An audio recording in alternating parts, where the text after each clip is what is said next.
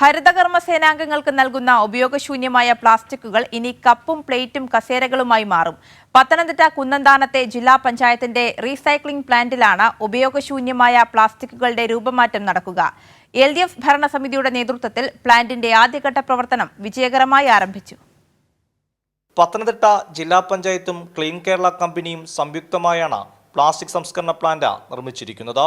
സംസ്ഥാനത്ത് ആദ്യമായാണ് ഇത്തരമൊരു സംരംഭം ജില്ലാ പഞ്ചായത്തിന്റെ നേതൃത്വത്തിൽ നടപ്പാക്കുന്നത്. തിരുവല്ല കുന്നന്താനം കിംഫ പാർക്കിലാണ് പ്ലാസ്റ്റിക് സംസ്കരണ പ്ലാന്റ് പ്രവർത്തിക്കുന്നത്.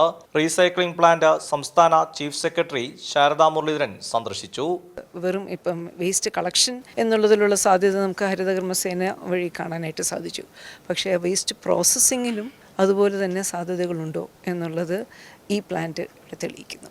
സംസ്ഥാനത്തെ LDF സർക്കാരിന്റെ വിജയം കൂടിയാണ് സംസ്കരണ പ്ലാന്റ് യാഥാർത്ഥ്യമായത്. 2 ടൺ ഇപ്പോൾ ഒരു ദിവസം നമുക്കിവിടെ സംസ്കരിക്കാനുള്ള സൗകര്യങ്ങളുണ്ട്.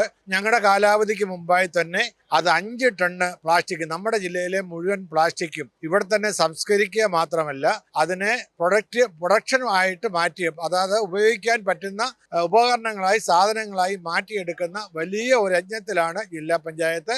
ഈ വർഷം ജനുവരിയിൽ തദ്ദേശ സ്വയംഭരണ വകുപ്പ് മന്ത്രി MP രാജേഷാണ് പ്ലാസ്റ്റിക് സംസ്കരണ പ്ലാന്റ് നാടിന് സമർപ്പിച്ചത്.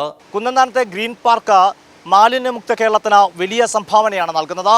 കൈരളി ന്യൂസിനു വേണ്ടി കുന്നന്താനത്തെ ഗ്രീൻ പാർക്കിൽ നിന്ന് ക്യാമറമാൻ അഖിലേഷ് കുടുംബനൊപ്പം സുജു ടി ബാബു.